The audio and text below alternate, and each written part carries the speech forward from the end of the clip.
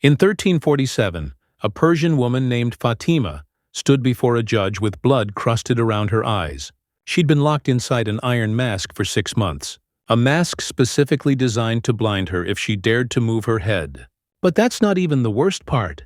The spikes weren't meant to kill. They were calibrated to puncture slowly, to make you choose between seeing the world and keeping your eyesight.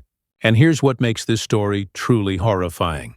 This wasn't some rare medieval oddity.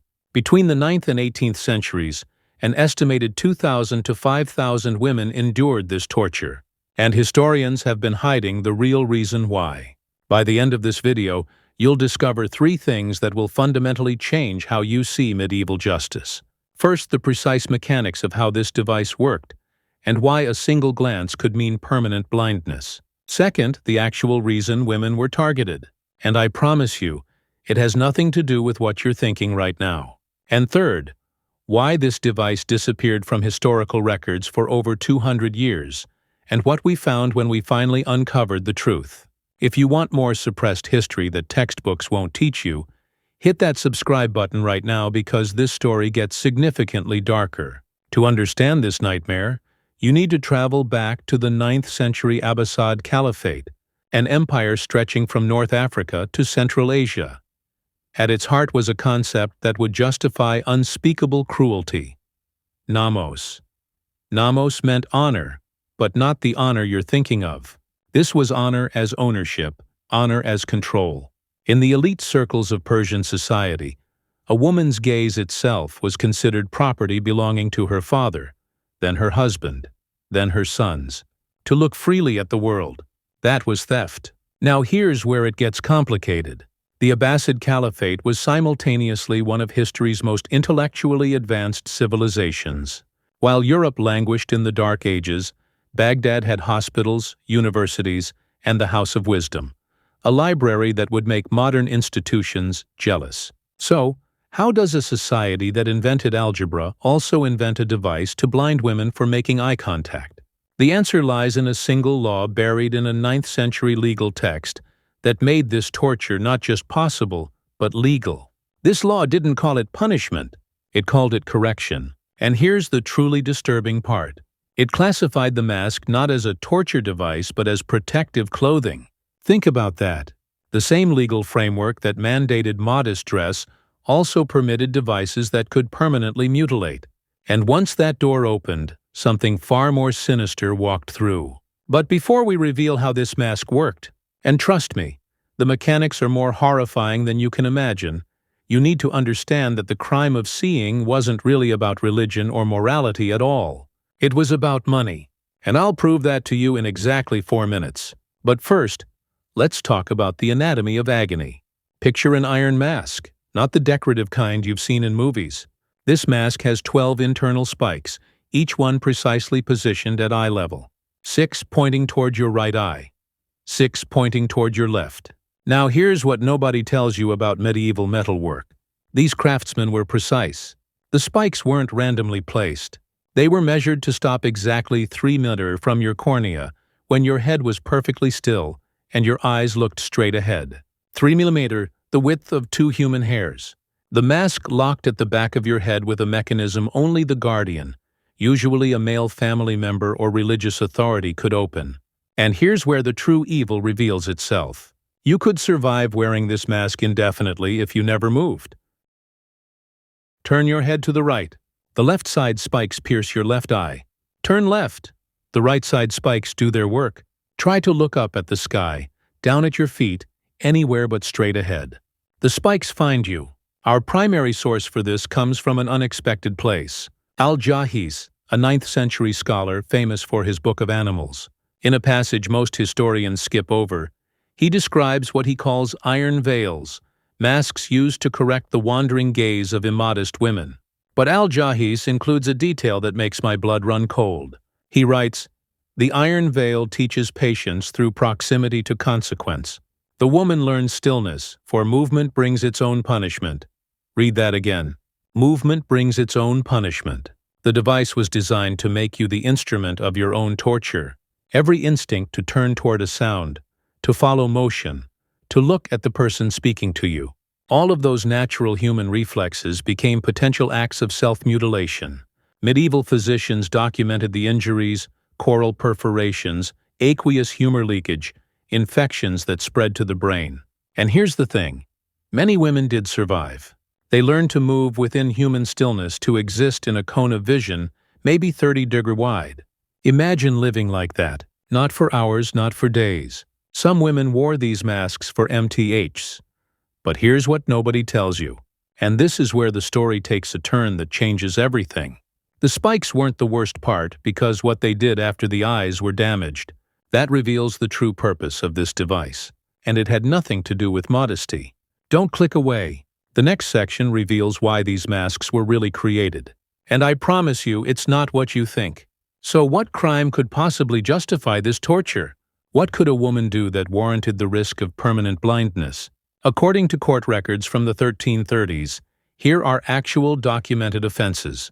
Looking at a merchant while purchasing fabric, glancing at a male pilgrim during Hajj in Mecca, making eye contact with a servant who wasn't family, watching a public execution.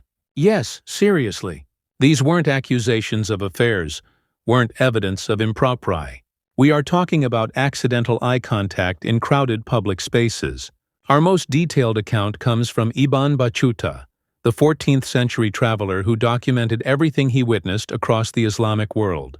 In his logs from 1330s Persia, he describes encountering masked penitents, women shuffling through market squares in iron masks guided by male relatives. He writes, "I inquired about their crime, expecting to hear of adultery or theft. Instead, I was told simply, they looked. They looked." But here's where this gets even darker. Ibn Battuta notes something peculiar. Nearly all of these penitents were widows or women who had recently inherited property. Stop and think about that for a moment. In medieval Persian law, women could inherit. A widow might receive her husband's merchant business, his properties, his trade connections. But here's the catch. She could only manage that inheritance if she was capable. And a blind woman, she couldn't run a business, couldn't verify shipments, couldn't negotiate contracts or identify debtors, couldn't even sign documents with confidence. So guardianship would revert to male relatives. Her sons, her brothers-in-law, her late husband's business partners. Are you starting to see the pattern? The crime of seeing wasn't about protecting modesty. It was about creating legal blindness to transfer wealth. Accuse a woman of an immodest gaze, apply the corrective mask, wait for the inevitable injury, then petition for guardianship based on disability. It was medieval financial fraud wrapped in religious justification, and we can prove it. In one 1340 court record from Samarkand, 3 different widows in the same merchant family were accused of immodest gazing within a 6-month period. All 3 were placed in masks. All 3 were injured, and all 3 had their late husband's businesses transferred to a single male cousin. The odds of that being coincidence, astronomical. But here's what breaks my heart about this story. For over 600 years, historians looked at these records and saw religious extremism. They never asked the follow-up question, who benefited? One woman did ask that question. Her name was Fatima al-Samarkandi. And in 1347, she did something that changed everything. She survived, she testified, and her words exposed a conspiracy that reached the highest levels of power. That story is next. And I'm warning you now, it gets worse before it gets better.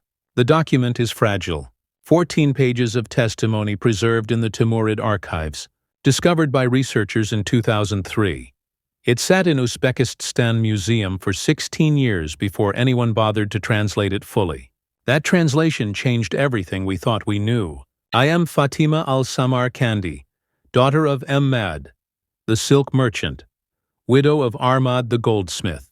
I testify before this court that I was placed in the iron veil, not for the protection of my modesty, but for the theft of my inheritance.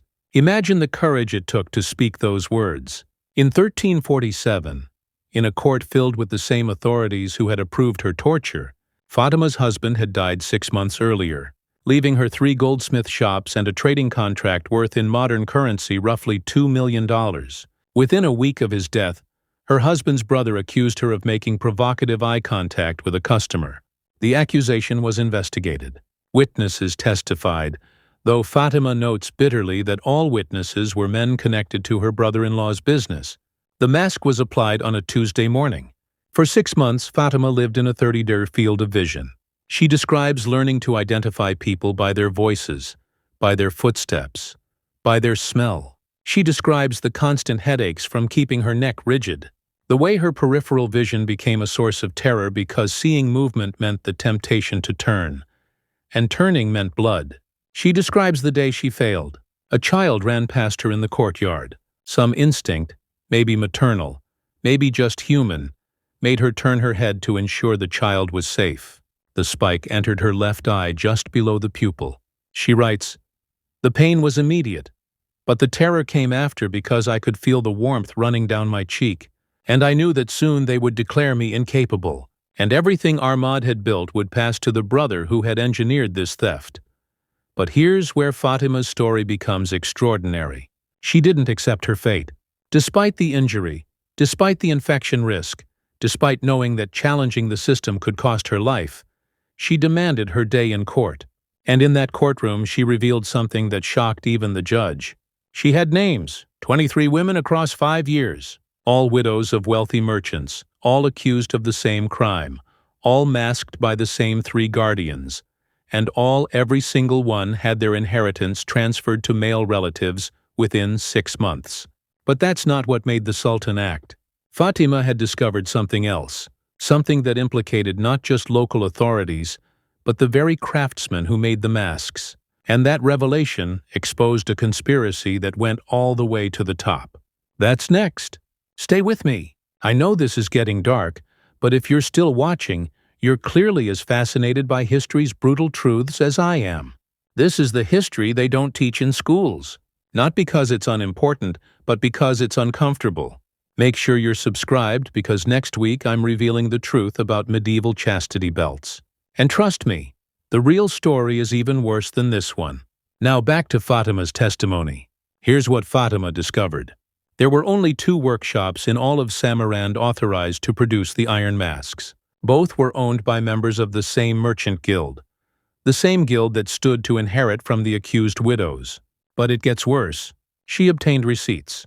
In medieval Persia, everything was documented, because documentation was how you proved ownership, how you settled disputes, how you claimed debts, and those receipts showed that the guardians paid for the masks. Expensive masks, masks that cost roughly what a craftsman would earn in 6 months. Think about that. You're supposedly protecting a woman's modesty, correcting her religious failing, and you're spending a fortune to do it.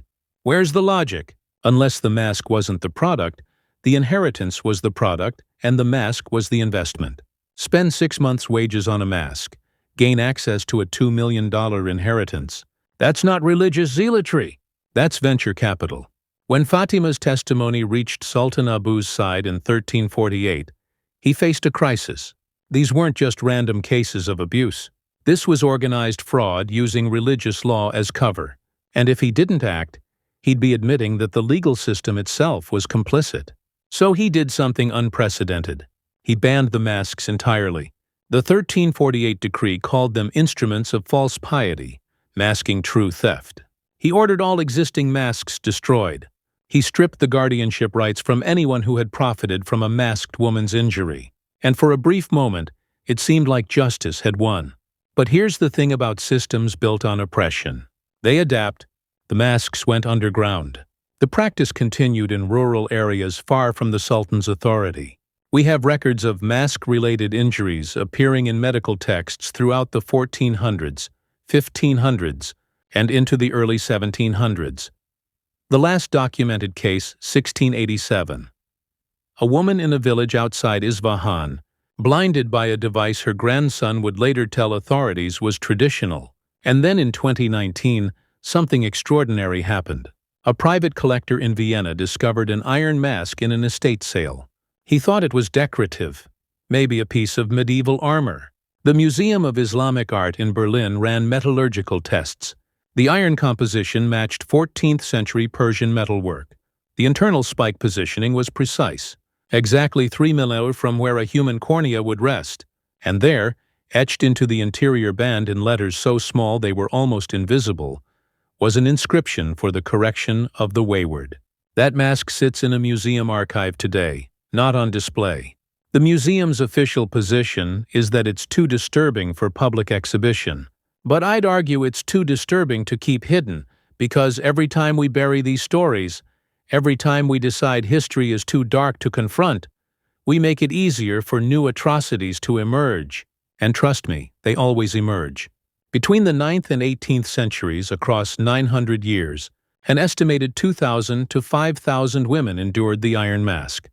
Some for days, some for months, some until their eyes were permanently destroyed.